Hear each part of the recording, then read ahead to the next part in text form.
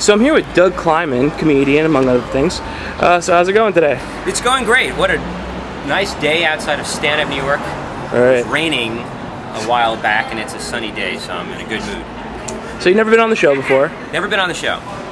But you know Danny, though. I know Danny. He's a new acquaintance and friend, and I call him a friend because now we're Facebook friends. Oh yeah, that's so official. we're really friends. But I was here watching the Larry King interview, which blew me away, and I'm impressed by Danny's skills and ability to get a lot of comedians and a lot of people. I don't know how he got me, but. So you're excited to be on the show? I am excited. I love what Danny does. I love comedy. I love radio. I love talking, obviously, because I'm talking, and I've been talking since I'm in 2, and I've never stopped. So. Do you have any idea what you're going to talk about on there? I don't. I mean, probably a little bit about my background, I guess, in comedy, and maybe a little bit about this club, Stand Up New York, which is has a lot of history. I have a lot of history here. So, and whatever Danny wants to talk about, I'm an open book, and I hope it'll be fun and interesting because there's a lot of amazing guests that he's had on this show for me to compete with. I was looking at the roster today, and I'm blown away by the George Carlin and Larry King and so many of my contemporaries and senior comedian, so I don't even know why he's talking to me, quite frankly. I remember he was asking me advice about getting a commercial agent, and obviously, so to sit there and go, wow, he's making hundreds of millions. Same thing with Drew Carey. I work with Drew, and I said, Drew, you got this charactery thing, and you really should go to hell, to LA, go to hell. Go to hell. You should go, see, I have interesting underneath all. You should go to hell. You should really go to hell, you. Wait on the slip. You should go to LA or Hollywood, I was going to say. It's the same thing. Yeah, Hollywood. And he said, yeah, you think so? And then, a couple of years later, I saw him in LA at the Beverly Center having pizza at Sabaro's. And I said hi to him, and I said, do you remember, I'm not trying to take credit for your success and your talent, but do you remember I said you should go out to LA? And and of course he had the Drew Carey show, and he's obviously huge, and also very nice guy. Did he remember you saying that? Oh yeah, he did. He's like, well, that's why I did it. Right, well, I owe you half everything I have. That would be amazing. It is. It's just You're like an ex-wife.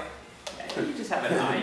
Doug, I wasn't going to go to LA. I was going to stick it out in Cleveland. Right. But you know what? I said, I should listen to that guy. I'm proud and embarrassed to say that I created the pre-show for the Bringer shows. Now, I say this with all defensiveness because the original idea came from a really nice place. This club, as most clubs, are dark, before the main show. Right. And so I said to the owner at the time, who was Carrie Hoffman, I said, we really should do a show before the main show. Let's call it a pre-show, and let's give an opportunity to some of the newer comics before the main guys and gals get up. And he's like, that's a brilliant idea, and we did it, and it worked very well, and it actually helped the club stay, and a lot of other clubs sort of followed suit and did it. But unfortunately, it became this kind of bastardization you get. So then I just felt like a lot of comedians got exploited by having to bring people and they don't get stage time, and it's almost you came up with the Bringer show. I came up with the Bringer show, I really did. But that's why Comedy Karma kicked you right out. Yeah, that's it. That's totally it. I made some fundamental mistakes. I had a really cushy job working in hotels, so when my comedy booker agent called me and said, hey, you want to do that gig in bumfuck somewhere, and it pays $220, and you got to pay your own transportation, and you don't get any food, and I could stay in New York waiting tables or working at the hotel, making a lot more and sleeping in my own bed, I said, nah, but that was the wrong decision, because I should have done the gig.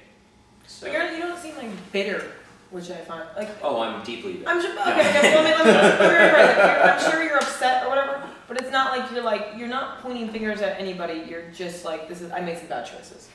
Alright, so I'm here with Doug Kleiman again. So how's it going? It's good. I worked up a sweat. I went from Starbucks to water. No, it was great. It was great. It was a little therapeutic, actually. I have to say, he's like a Barbara Walters. He almost made me cry, thinking about reflecting on my career, and it was fun. It was a little cathartic, actually. There's a thin line between interviewing and therapy. You could go either way. It's just like it is. I mean, Danny is a very endearing guy, and I think that's why he gets all the interviews. People want to talk to him, and he's got that nice smile and his way about him, and I think that's why he gets a lot of guests and gets people to sort of, I mean, just talking about abortion and HPV before me. So he's getting people to open up about everything, the most private stuff in the world. I like the guy. We're new friends, and perhaps we'll work together a little bit. So I'm very happy to know him so far. Unless, is there something about him that I should know that is not? Is it all an act? He's not really as nice as he actually looks. He's actually a small Chinese woman, but we try to keep that under wraps. Oh, I like small Chinese women.